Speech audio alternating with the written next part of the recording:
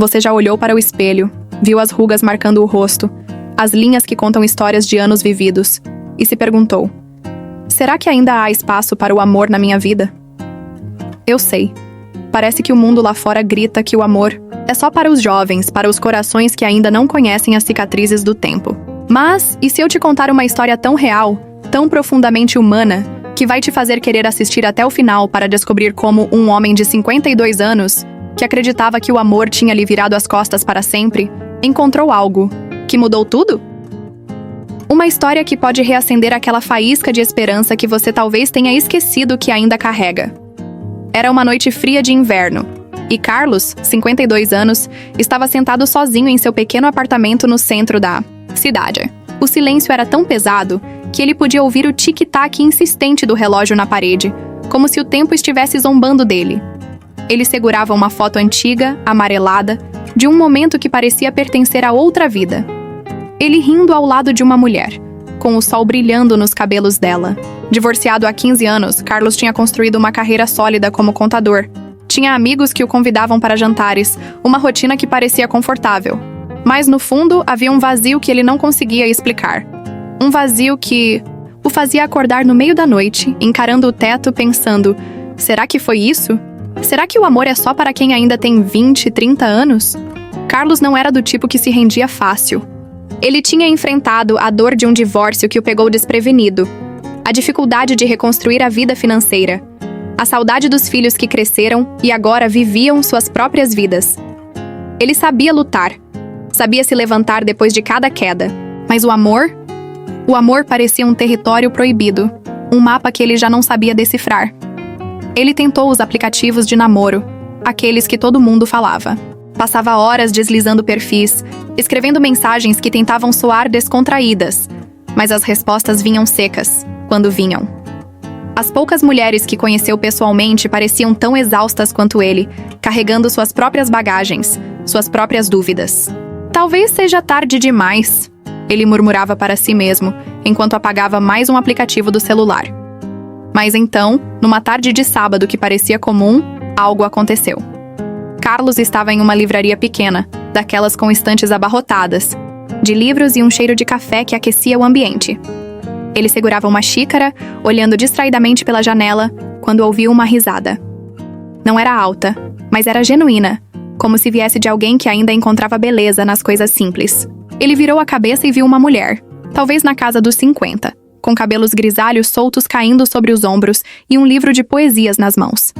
Ela lia algo que a fazia sorrir, alheia ao mundo ao redor. Carlos sentiu algo que não sentia há anos, um calor no peito, uma curiosidade quase infantil, como se o coração dele estivesse acordando depois de um longo sono. Ele hesitou. A cabeça dele girava com pensamentos autocríticos. O que eu vou dizer? Ela vai achar que sou um velho ridículo tentando flertar. Quem sou eu para puxar conversa com uma desconhecida? Mas havia algo naquela risada, algo que o puxava como um imã. Ele respirou fundo, juntou toda a coragem que ainda tinha e caminhou até ela. Com a voz tremendo, ele disse: "Esse livro é tão engraçado assim?" A mulher, Ana, levantou os olhos do livro e sorriu. Não era um sorriso educado, daqueles que a gente dá por obrigação. Era um sorriso que parecia iluminar o ambiente, que carregava uma história inteira. "Não é engraçado", ela respondeu com uma voz suave. "É só vivo, como a vida deveria ser." E assim, sem que nenhum dos dois esperasse, começou uma conversa que durou horas.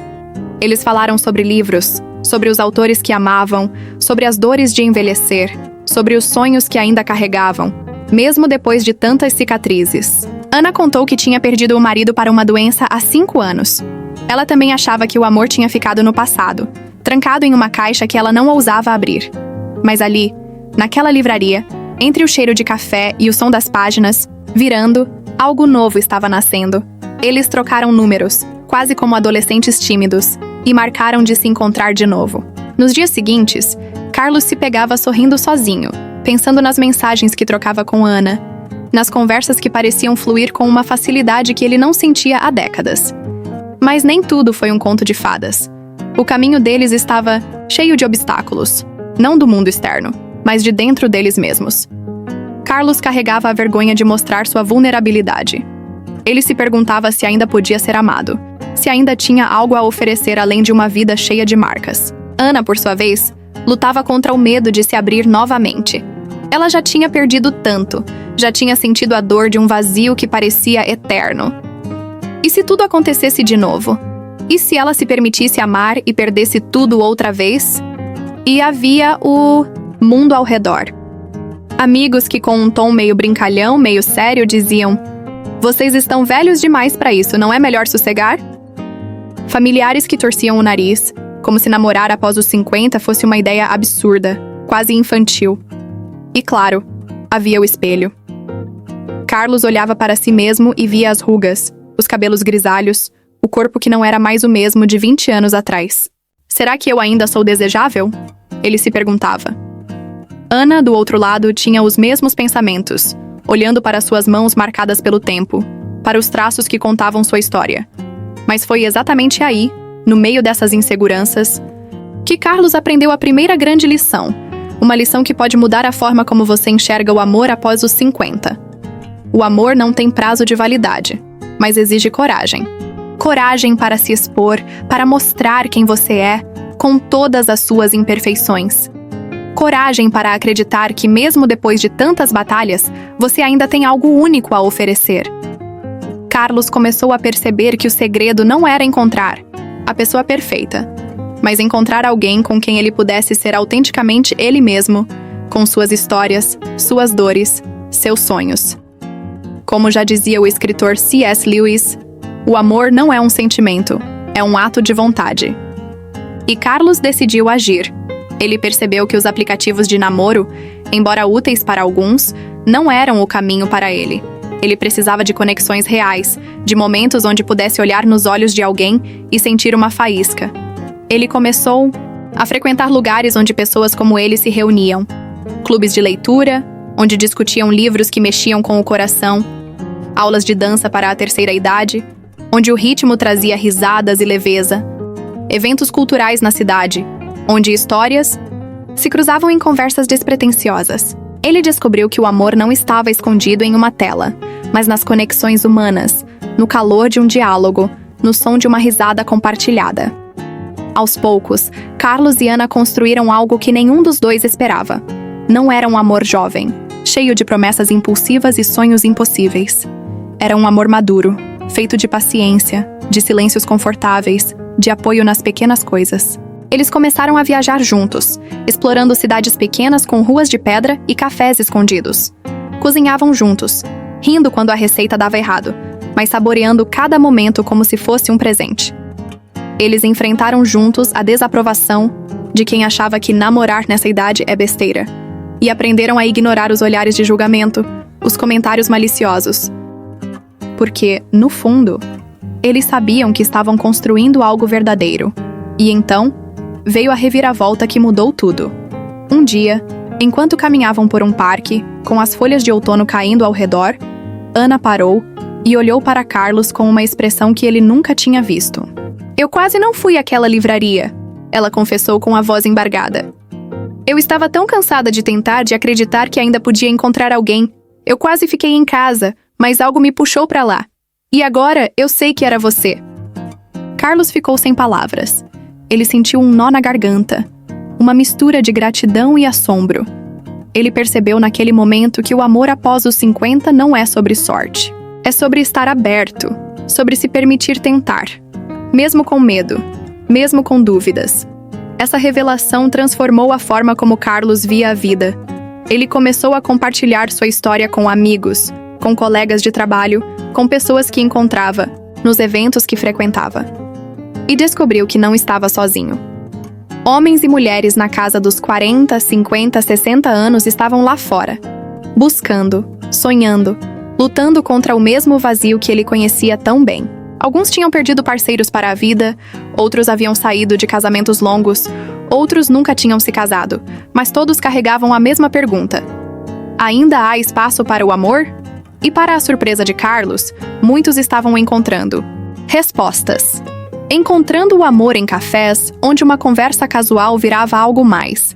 Em aulas de culinária, onde dividir uma receita criava laços. Em grupos de viagem, onde compartilhar paisagens aproximava corações. Em eventos de voluntariado, onde a generosidade abria portas inesperadas. Se você está se perguntando onde encontro alguém, aqui vão algumas dicas que Carlos aprendeu na prática, com suor, medo e esperança. Saia da zona de conforto. Experimente hobbies novos, como aulas de dança, clubes de leitura ou workshops de arte. Esses lugares reúnem pessoas com interesses em comum, e é mais fácil conectar quando você está fazendo algo que ama. Converse com estranhos. Um simples oi pode mudar tudo. Não subestime o poder de uma conversa casual, de um comentário sobre o tempo ou sobre o livro que alguém está lendo. Esteja presente. Aplicativos podem ajudar, mas nada substitui o olho no olho, o calor de uma presença real. Vá a eventos locais, feiras, exposições ou até missas, se isso faz parte da sua vida. Seja você mesmo. Não tente parecer mais jovem ou esconder suas rugas. Sua história, suas marcas, seus sonhos. É isso que te faz único. O amor maduro valoriza a autenticidade. Tenha paciência. O amor após os 50 não acontece como nos filmes, com encontros relâmpago e paixões avassaladoras. Ele leva tempo, mas é mais profundo, mais verdadeiro por causa disso. Hoje, Carlos e Ana estão juntos há 2 anos. Eles não fazem promessas de eternidade, porque aprenderam que o amor não precisa de juras impossíveis. Eles vivem cada dia com a certeza de que encontraram algo raro. Um amor que não julga o passado, que não teme o futuro, que simplesmente existe. Eles caminham de mãos dadas, riem das pequenas coisas, planejam novas aventuras. E, acima de tudo, eles se lembram mutuamente de quem são. Pessoas que, apesar das perdas, das dores e do tempo, ainda têm muito a oferecer. A grande revelação que Carlos e Ana trouxeram para nós é simples, mas poderosa. O amor após os 50 não é sobre encontrar alguém para completar você. É sobre encontrar alguém que te lembre quem você já é, que te faça redescobrir a beleza da sua própria história. É sobre olhar para as rugas no espelho e, em vez de vergonha, sentir orgulho de tudo que você viveu. É sobre acreditar que, mesmo depois de tantas batalhas, você ainda merece ser amado. Se você está aí com mais de 40, 50 anos, sentindo que o amor passou por você como um trem que nunca mais vai voltar, pare, olhe ao seu redor. O amor pode estar na próxima esquina, na próxima risada, na próxima página de um livro que você ainda não abriu. Mas ele não vai bater na sua porta. Você precisa dar o primeiro passo, mesmo que seja pequeno, mesmo que seja assustador. Porque o amor de verdade, não tem idade.